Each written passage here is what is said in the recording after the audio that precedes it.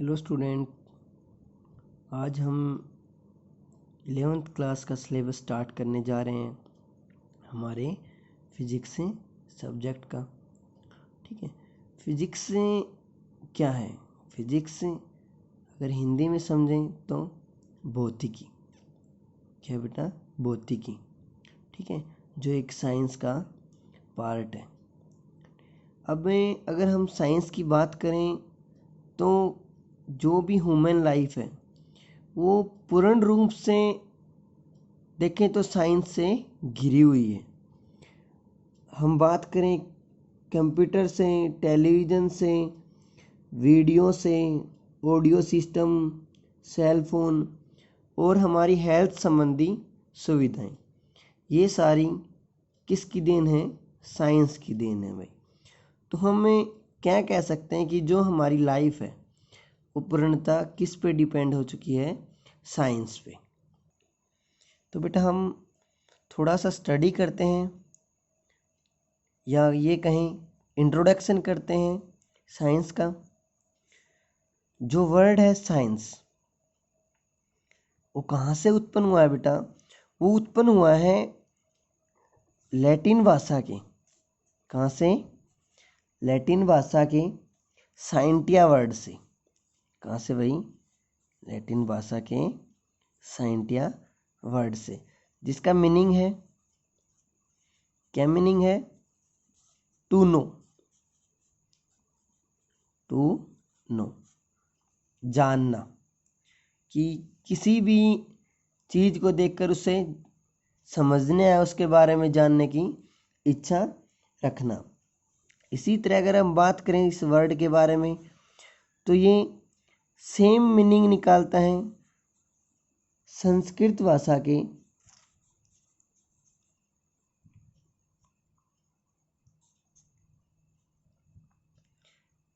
विजनाना word से। कहाँ से? विजनाना वर्ड से। और अगर हम बात करें अरेबिक में तो किस वर्ड से लिया गया है? ये इलम से। इलम से। इन दोनों वर्ड का अब देखते हैं कि मीनिंग क्या है। देखो, हम कहते हैं कि जो साइंस का वर्ड है, जो साइंस है वर्ड है, वो कहाँ से लिया गया है? लैटिन भाषा के साइंटिया से, जिसका मतलब होता है टू नो। इसी की तरह इसके सेम मीनिंग संस्कृत भाषा में है विजनाना से, अरेबिक में इलम से, जिनका मतलब है नॉलेज। क्या? नॉलेज भाई। ठीक है, अब देखो हमारे चारों तरफ ऐसे बहुत से टर्म्स हैं बेटा जो हमें देखते हैं, जिनको हम सिर्फ साइंस से ही समझ पाते हैं। रात के समय आकाश में बहुत सारे तारों का दिखाई देना, एक रिपीट पीरियड के अनुसार दिन रात का बनना, सीजन साइकिल का चलना, ये सभी। अब देखो बेटा, अगर हम सिंपल वे में कहें तो साइंस की डेफिनेशन क्या बनती है? तो देखते हैं बेटा कि साइंस का क्या मीनिंग निकल के आ रहा है? नॉलेज, की कोई भी जानकारी प्राप्त करना। देखो, तो हम इसके बेस पे साइंस की क्या डेफिनेशन लिखते हैं कि कोई भी जानकारी प्राप्त करना किसी एक तरीके के अनुसार। तो क्या डेफिनेशन लिखेंगे बेटा? The knowledge which humans have gained through observation and experiment when organized systematically is called science। क्या कह रहे हैं कि मानव के द्वारा कोई भी जानकारी प्राप्त करना, किसकी सहायता से? ऑब्जर्व करके, एक्सपेरिमेंट करके। कब में?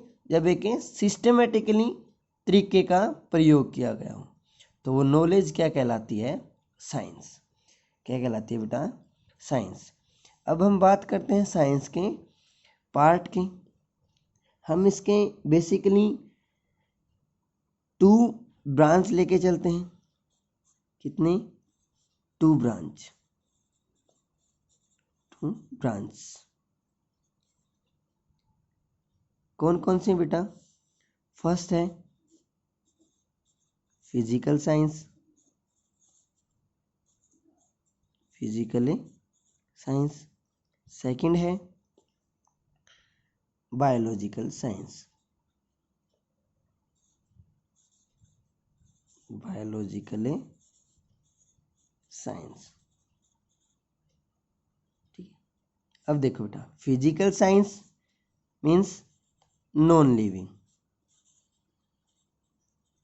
नॉन लिविंग, और बायोलॉजिकल साइंस मीन्स लिविंग।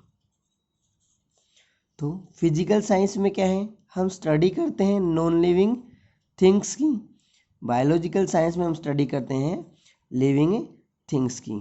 तो अगर हम बात करें फिजिकल साइंस में, तो इसमें हमारे आते हैं फिजिक्स, केमिस्ट्री, ठीक है, और भी हैं जैसे जियोलॉजी, ठीक है, ज्योग्राफी, एस्ट्रोनॉमी एटसेट्रा। लेकिन अगर हम बात करें बायोलॉजी की, तो बायोलॉजी में हम किसकी बात करते हैं, लिविंग थिंग्स की, मीन्स सजीव चीज़ों की या जीवित चीज़ों की, जिसमें क्या आता है जूलॉजी, ठीक है, बोटनी, बोटनी एटसेट्रा भाई। ठीक है, तो ये है हमारी साइंस की कुछ ब्रांचेज बेटा। हम अगर अब बात करें, अब हम साइंस के बारे में थोड़ा सा और जानते हैं। अब हम बात करते हैं महान साइंटिस्ट अल्बर्ट आइंस्टीन, वो साइंस के बारे में क्या कहते हैं। अल्बर्ट आइंस्टीन का क्या कहना है, वो कहते हैं कि science is not just a collection of laws, यह एक जो सिद्धांतों का कलेक्शन नहीं है, एक कैटलॉग ऑफ अनरिलेटेड फैक्ट्स, उन्हें सिद्धांतों का। यह क्या है, साइंस एक क्रिएशन है, संरचना है किसके, मानव, ह्यूमन माइंड, मनुष्य के दिमाग की। कब, जब वो फ्रीली उन आइडियाज़ और कंसेप्ट के बारे में वो सोचता है, वही क्या है, साइंस है भाई। ठीक है, अब हम थोड़ा सा और आगे चलते हैं, साइंस के बारे में पढ़ते हैं। अगर हम अब बात करें साइंटिफिक थ्योरी या साइंटिफिक मेथड की, या ये कहें कि साइंस को समझने की बात करें, तो हम क्या देखते हैं कि साइंस को ड्रा करवाने के लिए या समझने के लिए हम एक सिस्टमेटिक पैटर्न का यूज करते हैं, जिसमें हम क्या करते हैं, सबसे पहले आइडेंटिफाइंग करते हैं कोई भी चीज़ है, उसको ऑब्जर्व करते हैं, ठीक है, फिर वो किस सिद्धांत पे काम कर रही है, किस लॉ के ऊपर काम कर रही है, उसके बारे में सजेस्टिंग करते हैं, मीन्स उस हाइपोथेसिस के समझते हैं, फिर उसकी थ्योरी के बारे में जानने की कोशिश करते हैं या प्रेडिक्शन करते हैं, भाई क्या क्या धारणाएं हो सकती हैं, क्या कुछ हो सकता है बेटा। फिर अब हम उसके बाद क्या देखते हैं कि हम उस थ्योरी के ऊपर एक एक्सपेरिमेंट करते हैं या वेरीफाई करते हैं कि जो थ्योरी है वो गिवन है, वो सही है या गलत है। उस सब को जानने के लिए हम कुछ एक्सपेरिमेंट करते हैं। ये सब कुछ जानकारी प्राप्त करना ही हमारा क्या है, साइंस है। क्या है भाई, साइंस है, जिसको हमने ड्राइव करवाया है साइंटिफिक मेथड के फॉर्म में, या कहीं साइंटिफिक थ्योरी। अब देखो बेटा, इससे हमारा क्या पता चलता है कि जो साइंस है वो, उसका कोई एंड नहीं है, वो कंटिन्यू चलती रहती है। जहाँ पे भी जाएंगे तो हर जगह कोई ना कोई क्वेश्चन पुटअप होता है कि यह क्यों हुआ, कैसे हुआ। तो हम कह सकते हैं कि साइंस एक डायनामिक है, एवर डायनामिक, जो कंटिन्यू मूव कर रही है, जिसका कोई एंड नहीं है। ठीक है, कि science is ever dynamic, there is no final theory in science. कहे तो कि साइंस में अगर हम बात करें कि जो क्वेश्चनिंग होती है उनका एंड कभी भी नहीं हो सकता, ये कंटिन्यू चलते रहेंगे कि ये क्यों हुआ, कैसे हुआ, ये सब कुछ भाई।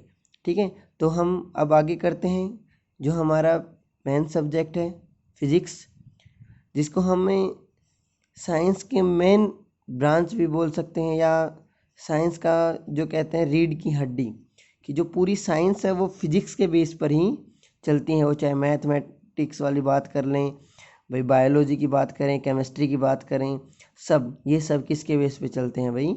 फिजिक्स के बेस पे। तो हम बात करते हैं अब कुछ फिजिक्स की। फिजिक्स क्या है?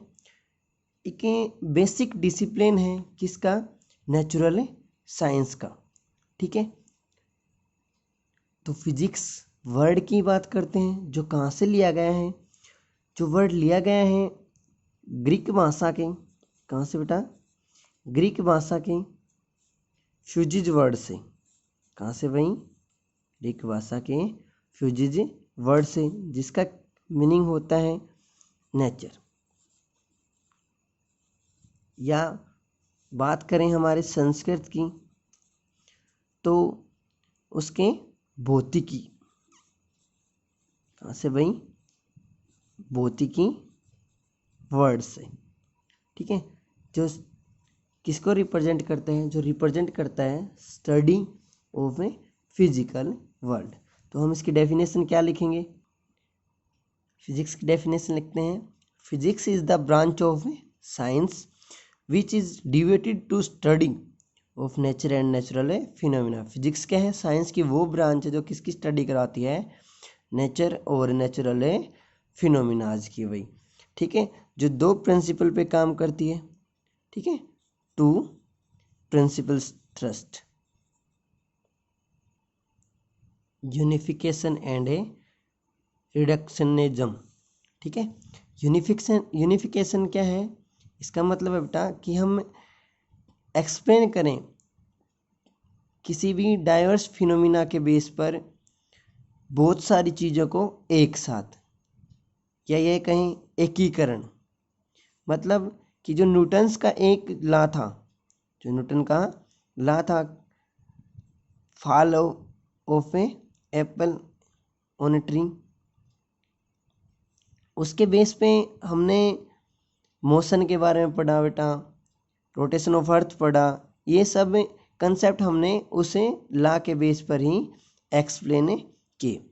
इसी तरह है रिडक्शनिज्म, जिसका मतलब क्या है कि हम किसी भी बिगर प्रॉपर्टी या कम्प्लेक्स सिस्टम के बारे में स्टडी करें उसके सिंपलर पार्ट के बेस पे। मींस पहले हम उसके छोटे छोटे पार्ट के बारे में पढ़ें और उसके बेसिस पे हम उसके कम्प्लेक्स और बिगर सिस्टम के बारे में स्टडी करें भाई। ठीक है, तो हम सिंपली कहें तो फिजिक्स हम क्या देखते हैं कि फिजिक्स मैक्रोस्कोपिक और माइक्रोस्कोपिक दो टर्म के ऊपर काम करती है। मैक्रोस्कोपिक मीन्स वो ऑब्जेक्ट जिनको हम आसानी से देख पाते हैं, जिनका साइज बड़ा हो, जिनको हम आसानी से मेजर कर पाते हैं।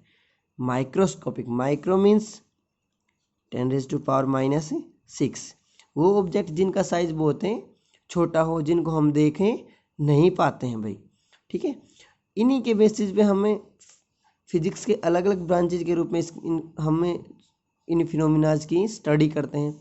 तो मैक्रोस्कोपिक को हम क्लासिकल फिजिक्स कह सकते हैं और माइक्रोस्कोपिक को हमें मॉडर्न फिजिक्स, या ये कहें जो हमारे 19वीं सेंचुरी, यही कहें 1900 से पहले की जो फिजिक्स है वो हमारी क्लासिकल फिजिक्स, और जो बाद की फिजिक्स है वो हमारी मॉडर्न फिजिक्स है भाई। ठीक है, अब हम क्लासिकल फिजिक्स में हमारा क्या क्या पढ़ते हैं? उसमें हमारा आता है मैकेनिक्स, ठीक है, थर्मोडायनामिक्स, डायनामिक्स, ठीक है, ऑप्टिक्स, ठीक है, मैग्नेटिज्म। ठीक है भाई, ये सब हमारे किस में आते हैं? क्लासिकल फिजिक्स में। मॉडर्न फिजिक्स, जिसको हम माइक्रोस्कोपिक फिजिक्स भी कह सकते हैं, ठीक है, जिसमें हम क्या पढ़ते हैं? Quantum physics. क्या करते हैं भाई? Quantum physics. ठीक है, तो हम +1 में क्या पढ़ेंगे? मैकेनिक्स पढ़ेंगे, थर्मोडायनेमिक्स पढ़ेंगे, ठीक है, ग्रेविटेशन पढ़ेंगे। ये सब हम क्या पढ़ेंगे? Classical physics. ठीक है, अब हम थोड़ा सा और देखते हैं। हम देखते हैं मैकेनिज्म में हम क्या पढ़ेंगे, मोशन वगैरह के बारे में। थर्मोडायनेमिक्स में हम क्या पढ़ेंगे, हीट वगैरह, टेम्परेचर वगैरह के बारे में। ऑप्टिक्स में क्या पढ़ेंगे हम, लाइट के फिनोमिनाज के बारे में। मैग्नेटिज्म कहें या इलेक्ट्रोडायनेमिक्स कहूँ या इलेक्ट्रोमैग्नेटिज्म कहूँ, जिसमें हम क्या पढ़ेंगे, इलेक्ट्रिक चार्ज के बारे में स्टडी करेंगे। ठीक है, तो ये हमारा +1 में का सिलेबस हो जाता है और ये हमारा +2 का सिलेबस हो जाता है। तो हमें जो फिजिक्स पढ़ेंगे वो कौन सी पढ़ेंगे, क्लासिकल फिजिक्स, मैकेनिक्स, यहाँ से हमें शुरू करेंगे। ठीक है, ये था हमारा फिजिक्स का इंट्रोडक्शन। ठीक है, अब हम इतना ही पढ़ते हैं, आज के लिए काफ़ी है। आई होप आपको कुछ समझ में आया होगा, या अगर समझ में नहीं आए तो आप आज पे पूछ सकते हैं। ठीक है भाई, थैंक यू।